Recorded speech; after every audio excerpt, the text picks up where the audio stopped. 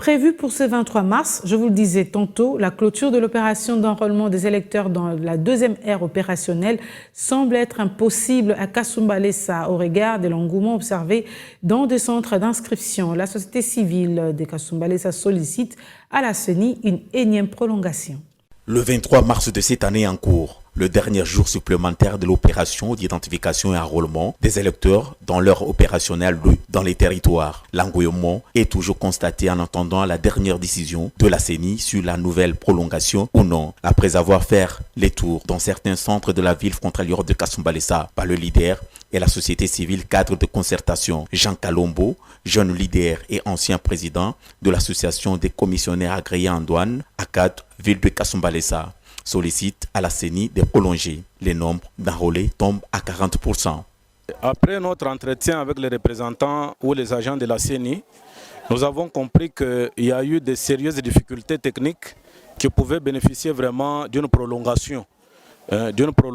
Parce que vous allez vous rendre compte qu'à ce jour, ce centre a eu enregistré 8488.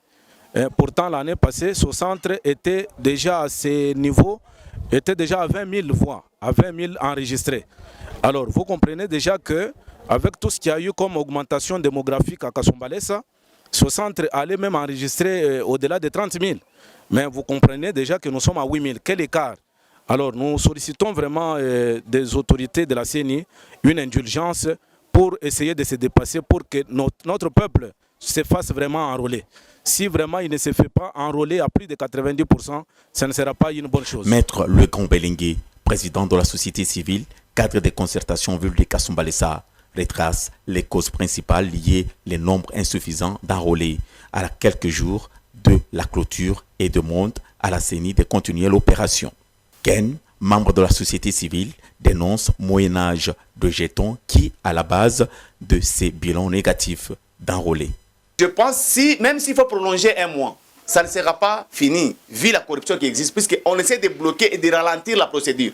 Même si on rajoutait un mois, il faut qu'il y ait la discipline sur les agents. Et les machines aussi doivent vraiment être très bien programmées et à chaque fois qu'il y a des gens qui peuvent faire l'entretien.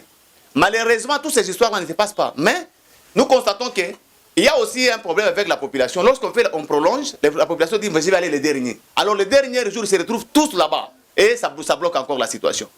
Notons par ailleurs tous les 9 centres d'identification et d'enrôlement qui contre la ville de Kasumbalesa dans la circonscription électorale de Sakanya sont toujours inondés d'une foule à l'attente de cartes d'électeurs.